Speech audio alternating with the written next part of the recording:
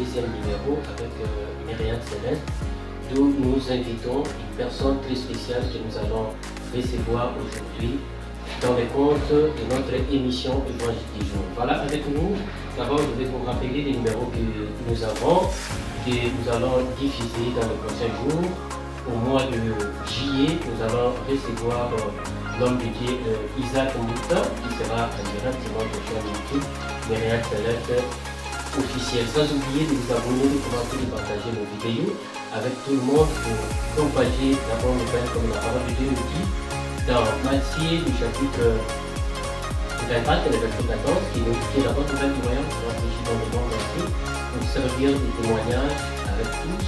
Alors maintenant la fin, que cette bonne nouvelle ne sera pas propagée dans le monde entier pour atteindre les extrémités de la terre sans pour autant utiliser les réseaux sociaux du 21e siècle. Alors avec moi dans ces numéros que nous allons inviter la servante déléguée Gaëla d'équipe qui sera avec nous dans les minutes qui suivent. Je vous prie de prendre déjà place. La servante déléguée.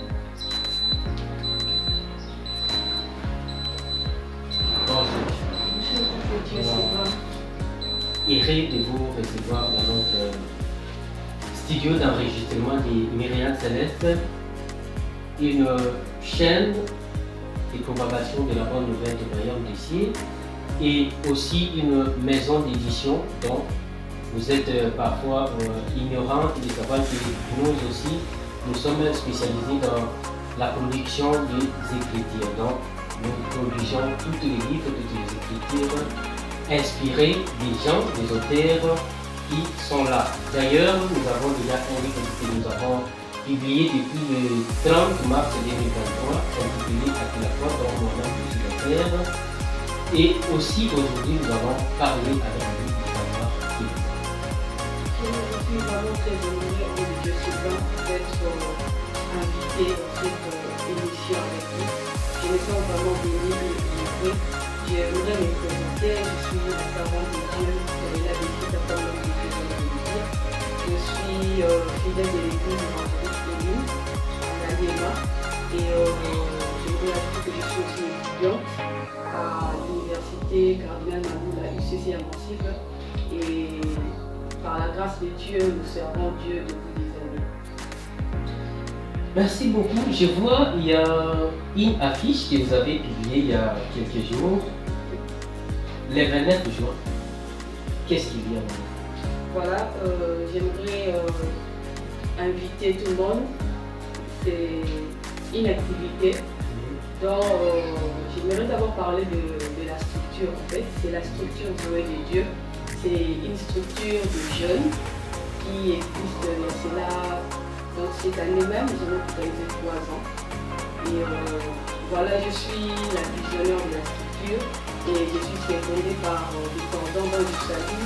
Il y a le cordon Marcel Zola, il y a le cordon Arthur Benzema, il y a le cordon Jonathan Foumou qui œuvre avec moi dans cette structure pour l'organiser. Et pour le 29 juin, nous avons une activité dont nous organisons par la grâce de Dieu. Ce sera un dimanche à partir de 16h. Avec comme thème affectionnez-vous aux choses en haut. Affectionnez-vous aux choses en haut. Nous serons dans la salle de fête virtuelle qui est juste à Ngaliema, une fois à Ngaliema. La référence est la station Centre Supérieur vers famille, avenue de l'école, sur la rue Bouzidina, numéro 47. Une fois arrivé juste à la station Centre Supérieur, peu importe la personne que vous allez demander, la personne va vous orienter dans la salle de fête virtuelle. Et c'est déjà dans 10 jours, si je ne me trompe pas, c'est déjà dans 10 jours. Et nous sommes en pleine préparation pour cette grande activité. Et nous croyons fermement que Dieu sera en train de faire du bien à toute personne qui voudra participer. Je crois à la fin, peut-être que l'homme de Dieu sera en train de balancer la fiche. Il y a des numéros là, prière de nous contacter au cas où l'adresse pourrait compliquer. Nous sommes là et nous allons vous orienter. Nous serons vraiment bénis par la présence de tout un chacun jeune. Tu veux vivre la gloire de Dieu, tu veux vivre la manifestation du Saint-Esprit. Nous t'invitons à prendre part à ces programmes avec différents intervenants qui sont sur la fiche, notamment l'homme de Dieu, Samuel Chama, l'homme de Dieu, Geoffrey Pomolo, il y a la servante de Dieu, Grace Wendy, et aussi il y a le prophète Nathan Kisachi qui est aussi mon mentor. Merci beaucoup d'avoir au moins en 2 minutes, je crois, de présenter votre structure.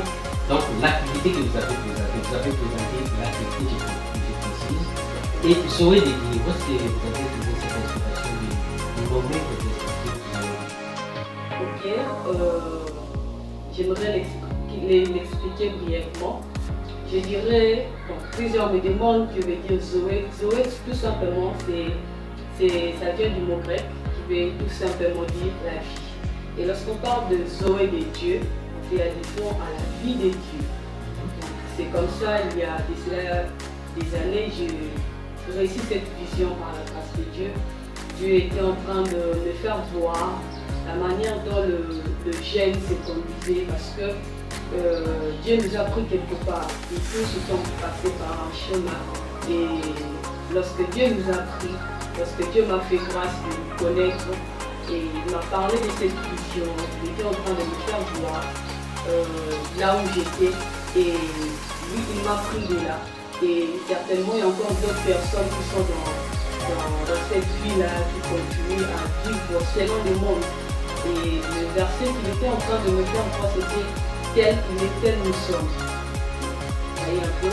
Donc lorsque Dieu était en train de me faire voir quelque chose, il me faisait voir la vie dont les jeunes sont en train de vivre, plusieurs sont dans la débauche, plusieurs vivent dans la publicité, dans beaucoup de choses dont même Dieu m'a tiré de là et il m'a fait grâce d'appartenir maintenant à la famille du Christ. Donc pour parler brièvement de cette vision, de cette structure, c'est juste une manière d'ensembler les jeunes, pas seulement le chrétien. Nous avons aussi besoin de descendre sur le terrain, parler aux païens afin de peupler aussi le royaume de Dieu. C'est cela même la vision que nous avons, c'est d'aller parler aux païens, leur présenter la vie de Jésus, leur présenter la vie de Dieu. C'est cela même la mission, je dirais, primordiale de notre structure. C'est lorsque le Seigneur était en train de nous montrer. Donc, nous avons comme mission d'aller vers nos païens, leur parler de Jésus, leur présenter la vie de Jésus, leur dire qu'en Jésus, il y a la vie éternelle, en Jésus, il faudrait abandonner les péchés parce que ça ne conduit pas et ce n'est que en enfer. Merci beaucoup. Une autre question. Qu'est-ce que ça vous fait d'être en train de dire? Vous êtes appelé aujourd'hui, ça va dire, qui a une vision, de coordonner une grande structure. Ça vous fait comment? Je dirais premièrement que ça me fait de la joie. Je suis vraiment très heureuse de vivre cette vie en Jésus et je me rends compte que j'ai peut-être eu à perdre du temps ailleurs. Je me dis souvent que c'est peut-être le plan de Dieu. Il a voulu que je passe d'abord par une certaine vie avant de venir à lui. Donc, être peut-être servant de Dieu, coordonnatrice d'une structure, c'est d'abord premièrement une charge, une très grande charge, parce que plusieurs nous regardent, plusieurs nous observent, ils voient comment nous vivons, ils voient nos faillites, peut-être ils voient aussi le bon côté. Et moi personnellement, ça me fait de la joie d'être parmi les exemples de mon entourage, parmi les exemples à suivre dans mon secteur où j'ai voulu avec la structure. Ça me fait vraiment de la joie d'être appelé servant de Dieu parce que c'est la meilleure des choses que je vis en fait. C'est vraiment la meilleure des choses. Dans le cas de la question que je vais vous poser, est-ce que vous pensez aussi un jour construire ou bâtir une vie dont vous-même vous serez là-bas comme je dirais pasteur, prophétesse, quelque chose de ça? À vrai dire, pour votre question, je ne sais pas, mais penser déjà quand je suis là au train de diriger, peut-être que Dieu fera grâce, que pourquoi pas au futur que la structure peut-être devienne un ministère. Donc on peut dire que Dieu ne vous a pas encore parlé de bâtir où ça devient un ministère. Parce que normalement les ministères c'est parce que vous êtes appelé dans une mission dans la vie de Dieu. Donc ça signifie que vous avez un ministère, mais bâtir. Vous n'avez pas encore réussi cette manière. C'est là, mais c'est là que dans le plan de Dieu. Présentement là, je ne peux pas certifier ou soit confirmer cela. Mais peut-être qu'il y a la chose déjà. Il y a la chose déjà que peut-être avec le temps, on sera en train de bâtir. Mais présentement là, nous ne dépendons que de Dieu. Une fois que Dieu nous dira va quitter ceci, nous allons le faire parce que Dieu sera avec nous. C'est juste ce que je voudrais dire comme réponse. Et dans votre entourage, s'il y a au moins des personnes que vous voyez qui peuvent au moins prendre une relève avec vous dans la structure, ça serait au moins que ce soit des personnes de quelle catégorie? Ce que vous voulez qu'ils soient avec vous dans la structure. Et tant que les serviteurs de Dieu, donc, ils peuvent construire la vie chrétienne avec vous dans la vie. Ils peuvent être des gens comme de quel modèle?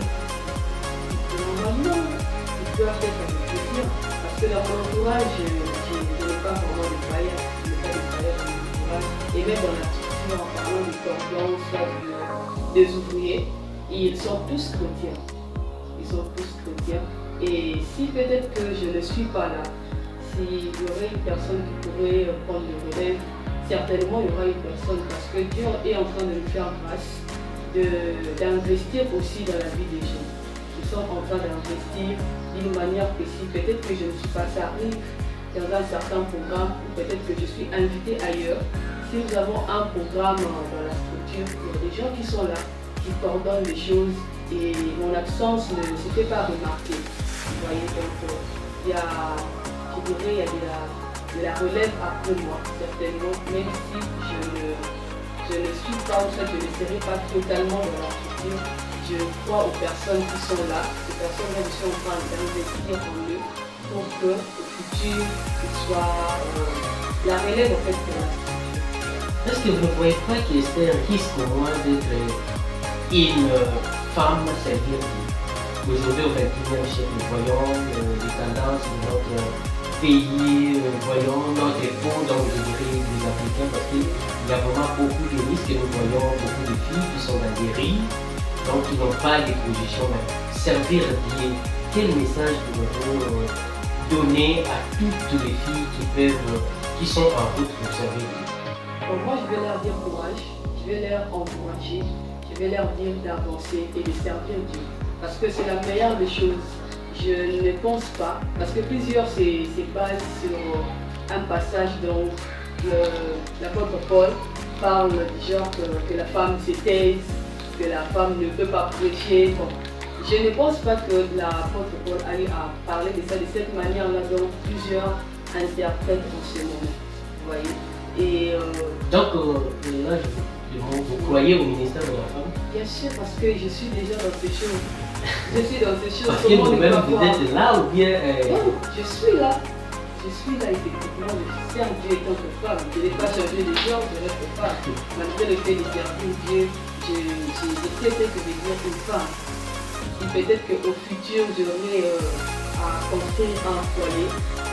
Je ne pense pas que je pourrais peut-être m'engager avec une personne qui ne soutient pas le ministère de la femme.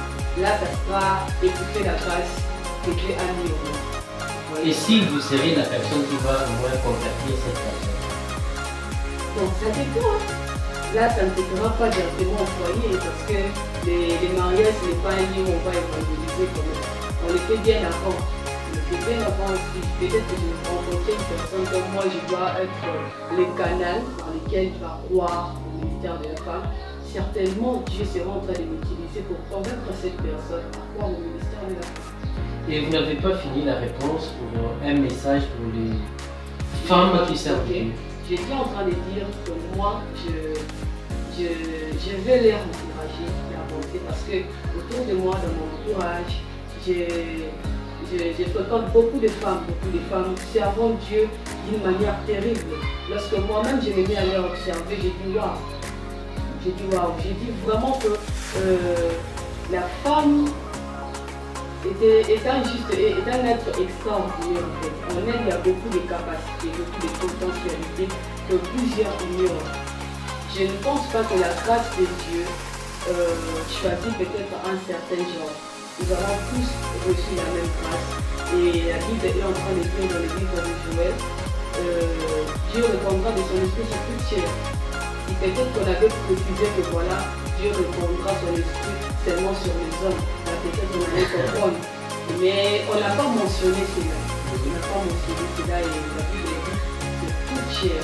Et moi, je ne vois pas vraiment d'inconvénient sur le fait qu'une femme, étant appelée par Dieu, doit reculer pour fuir ce que le monde dit, fuir ce qui traverse peut-être les réseaux sociaux. Non, non, non. Moi, je ne pense pas. Le message que je serais en train de donner à ces femmes qui sentent l'appel de Dieu en eux, de juste avancer et Dieu sera avec eux. Et pour l'activité du 29, vous avez des invités, j'ai vu sur l'affiche. Mais je n'ai pas vu une personne que vous avez invitée, Zoédi. Madame, ça va te dédier une place ou Rachel. Rachel. Ok. Bon, elle ne sera pas cette année. Bon, cette année, Dieu nous a donné d'autres visages. Bon, je dirais oui. Parce que nous ne sélectionnons pas les intervenants simplement au hasard. Nous prenons le temps de prier. Et peut-être que je peux vouloir inviter une personne et je rentre au pied de Dieu. Je dis Dieu, voilà, je prie concernant la personne. Certainement Dieu donne le signe. Dieu confirme que oui, cette personne peut être là. J'ai eu personnellement, je ne pensais pas exactement à inviter des personnes dont j'ai pensé à d'autres personnes et tellement que Dieu lui-même savait ce qu'il fait. Il a permis que ces personnes-là ne soient pas disponibles. C'est ça. Il vous a donné d'autres personnes. Exactement, parce que moi, si ça dépendait de moi, j'avais visé d'autres personnes. D'autres personnes que je suis allée personnellement parler en face, mais il s'est fait que les contretemps, ils ont déjà peut-être accepté d'autres invitations bien avant que moi je ne vienne. Vous voyez. Donc après cela, je suis rentrée encore auprès de Dieu pour prier. Et lorsque je suis allée contacter ces personnes-là, donc vous voyez sur les affiches, et Dieu a permis que ces personnes soient disponibles. C'est par là que j'ai compris que c'était la volonté de Dieu. Et si vous ne voyez pas peut-être la servante de Dieu, Rachel, je travaille avec elle elle était parmi les intervenantes de la deuxième édition, parce que celle-ci c'est la troisième édition. La deuxième édition, elle était là avec nous, elle nous a fortement bénis. Et voilà, par la grâce de Dieu, cette fois-ci, nous allons découvrir notre grâce et Dieu va nous faire. Je rappelle encore que l'activité sera le 29, je vous dis toi, ce sera le 29 à 16h sur la salle de fête du GAL. Ce sera le 29 avec un bon thème qui sera avec vous. Affectionnez-vous aux choses d'en haut. C'est bien que vous devez faire. On peut dire. Donc nous faisons toutes choses dépendamment du communauté. Je vais dire c'est Dieu qui a voulu que nous puissions développer ces termes. Est-ce que vous attendez aussi beaucoup de gens? Parce que nous voyons aujourd'hui quand les jeunes font des activités, ils visent à avoir beaucoup de personnes. Bon, ce n'est pas mal parce que voilà, et les gens se disent peut-être que quand il y a un faible nombre de personnes, c'est peut-être un échec. Mais moi je dirais que ce n'est pas totalement un échec. Et si c'est seulement ces personnes-là que Dieu a disposé pour qu'ils viennent. Moi ce que je dis, premièrement, c'est d'abord les âmes. Voilà, et quand même lorsque nous avons eu à faire des descentes sur terrain, nous ne sommes pas directement allés simplement inviter les chrétiens. Nous avons aussi fait face aux païens qui avaient même, quand tu approches de jeunes personnes qui boivent beaucoup d'alcool, qui viennent, qui présentent une affiche comme ça, vous voyez, un peu la réaction. Voilà, mais Dieu nous a fait grâce. Et lorsque nous sommes descendus sur terrain, nous avons quand même atteint un certain nombre de païens qui nous ont rassuré que c'est là. Et moi, c'est déjà une réussite pour moi. Et lorsque je serai là, peut-être qu'on fera la fête des âmes. Si peut-être qu'il y a seulement une personne qui passe, pour moi, c'est une grande réussite. Parce que c'est ça d'abord la mission ou la vision que nous avons pour l'activité. C'est d'abord gagner les âmes. Et pendant le carnaval, vous gagnez les âmes, vous les recommandez dans quelle église? Là où vous priez pour la suivi quotidien? Donc ça dépend parce que lorsque nous gagnons des âmes, nous sommes là aussi pour leur suivre le prix. Il y a certains, lorsque tu l'abordes, ils te disent que non, voilà, j'ai prié déjà dans telle église et il s'est fait que j'ai quitté. Les gens donnent certaines raisons que j'ai trouvé le monde dans l'église. Vous voyez un peu. Donc ça dépend des cas. Nous suivons ces personnes-là de près. Nous les parlons, nous suivons vraiment de près d'une manière à l'air orienté. Et c'est par rapport à ces orientations-là et que nous leur guidons dans une église dépendamment de la manière dont nous allons prier avec eux. Parce qu'on ne peut pas imposer, si peut-être que Dieu veut qu'il ne soit pas dans mon église, je ne peux pas imposer. Donc, selon les orientations que nous allons recevoir de Dieu, nous allons prier, nous laissons ces personnes-là avoir une église d'attache, parce que c'est vraiment important d'avoir une église d'attache. Malgré le fait de continuer avec eux dans la structure, il est important qu'ils puissent avoir une église d'attache. Merci beaucoup. Est-ce que, dernière question, peut-être, dernière question, vous avez un témoignage à partager avec les gens qui vous suivent à travers votre chaîne Myriade Céleste Officielle? Un témoignage de votre parcours chrétien avant d'arriver là où vous êtes. Juste avec 2 minutes. Ok, en parlant de témoignage, comme je le disais, je crois bien avant, Dieu nous a pris quelque part. Moi personnellement, je reviens de l'église catholique. J'ai prié à l'église catholique bien avant. Et Dieu a fait grâce tellement qu'il y avait l'appel en moi. Et j'ai commencé à croiser des personnes qui étaient là en train de me booster, me dire que voilà, toi tu as l'appel de Dieu, toi tu feras ceci. Bon, moi, j'écoutais, mais j'écoutais. Parce que là, moi j'étais déjà j'étais à l'église catholique, je me donnais à fond, je faisais presque tout là-bas. Et Dieu a fait grâce un jour, j'ai commencé à sentir l'appel de Dieu, j'ai commencé à sentir l'appel de Dieu. Et j'ai traversé beaucoup de moments où j'aimerais les dire à ces personnes qui nous suivent que même la marche avec Dieu n'est pas totalement facile. La marche avec Dieu est remplie de beaucoup de choses. La marche avec Dieu est une école. Une école où nous devons franchir certaines étapes. Tout comme nous le voyons dans les écoles, il y a l'école maternelle, il y a l'école primaire, il y a l'école secondaire. C'est un peu comme ça que Dieu marche avec nous. Lorsque tu reçois Jésus, et tu passes par les eaux du baptême, et maintenant là, tu vas vraiment vivre en tant que chrétien. Moi, je dirais que, en rapport avec mon témoignage, je dirais que la vie chrétienne tourne autour de la foi. Vous savez, moi j'ai vécu beaucoup de choses. Vous savez, l'année où moi je reçus Jésus, c'était une année où j'ai eu à perdre mes 2 parents. Vous savez, et c'était en 2000, c'était un peu l'année, c'était vraiment compliqué. Imagine, tu perds ton papa au début d'une année, puis à la fin de l'année, tu perds ta maman. Vous savez un peu ce que ça fait étant que chrétien. Tu risques de, je sais pas moi encore, comme les gens disaient à Job, Finga de Yonzambi. Vous voyez. Donc ça m'est arrivé peut-être de commencer à arriver à ce point-là où je pouvais dire à Seigneur, comment moi je vais croire en toi.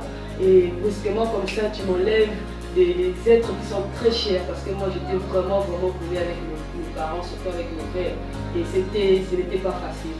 Ce n'était pas vraiment facile. Et j'ai gardé la foi. Voilà pourquoi j'ai dit que la vie chrétienne tourne autour de la foi. Vous voyez, la vie chrétienne tourne autour de la foi. Et la Bible est en train de dire quelque part que lorsque le Fils de l'homme reviendra, trouvera-t-il de la foi sur la terre? Vous voyez un peu, parce que si j'essaie un peu d'analyser certaines choses, je comprends que le diable combat plus la foi des chrétiens. Il va te mettre dans certaines circonstances, dans certaines difficultés, où tu seras en train de renier ta foi. Vous voyez? Tu seras en train de te retrouver peut-être comme Job, et lorsque tu entends des gens te dire, voilà, tu étais comme ça, tu es devenu comme ça, tu avais ceci, tu as perdu. Et tout cela nous pousse à renier notre foi. Mais c'est que Dieu cherche en nous. Pour plaire à Dieu, il faut avoir la foi. La Bible est même en train encore de le dire dans Hébreux, si je ne me trompe pas. Or, sans la foi, il est impossible de lui être agréable. Donc, pour plaire à Dieu, il faut avoir la foi. Même pour traverser ou soit affronter certaines épreuves, des moments difficiles, il faut avoir la foi. La Bible dit encore quelque part, si vous aviez une foi comme le grain de sénévé, vous direz à cette montagne, ôte-toi de là. Vous voyez, les montagnes sont symbolisées comme des problèmes qui nous arrivent dans la vie, comme des circonstances. Mais si tu as quand même une petite foi comme la Bible dit, comme un grain de sénévé, tu seras en mesure de traverser, tu seras en mesure de passer ces épreuves-là et à la fin tu seras victorieux. Le message que je pourrais partager ou soit dire à une certaine catégorie de personnes qui me suivent, si peut-être que tu te sens affaibli, tu as perdu la foi, je t'exhorte à ne pas abandonner malgré les circonstances. Garde la foi parce que c'est la foi qui attire le miracle. La Bible dit que c'est par la foi que, vous voyez, c'est par la foi que Enoch fut enlevé, c'est par la foi que Moïse fut ceci, c'est par la foi que Abraham fut ceci. Vous voyez un peu. Donc, avant de vivre les œuvres de la foi, il faut au préalable avoir d'abord la foi. Si tu n'as pas la foi, tu ne peux pas vivre les épreuves. Tu ne peux pas vivre les œuvres de la foi, donc les bénédictions qui accompagnent la foi. Donc je vous exhorte juste à garder la foi en Dieu et le futur, soit la suite sera une bénédiction. Voilà, merci beaucoup de vous accueillir dans notre émission aujourd'hui, une émission qui a commencé longtemps, depuis 2023, dont nous travaillons sur des podcasts souvent. Et je crois que ce n'est pas la dernière fois de participer dans notre émission, de répondre à notre invitation. Je crois qu'après l'activité, nous allons vous recevoir encore pour essayer au moins d'analyser ce qui s'est passé à l'activité. D'abord, je rappelle que l'émission Évangile du jour est une émission chrétienne diffusée sur notre chaîne Myriade Céleste officielle. Vous êtes servante de Dieu, homme de Dieu, vous êtes invité à partager la bonne nouvelle sur notre chaîne. Surtout, l'émission est gratuitement pour les serviteurs de Dieu. On ne demande pas l'argent et comme on dit que la parole de Dieu ne peut pas se vendre, donc nous les donnons gratuitement comme nous les recevons gratuitement. Les prochains numéros vous seront communiqués et surtout, n'oubliez pas notre activité Zoé de Dieu 3 qui sera le 29 juin 2025 à 16h sur la salle de fête Gilgal, d'où moi-même je serai présent là-bas avec la servante de Dieu. Parfois vous serez trop concentré dans les bancs de toi, mais je serai là, je te rassure déjà d'être là. Et aussi je vous donne un rendez-vous la semaine prochaine où nous serons encore avec notre serviteur de Dieu. Et moi et vous, on se donne rendez-vous à la prochaine.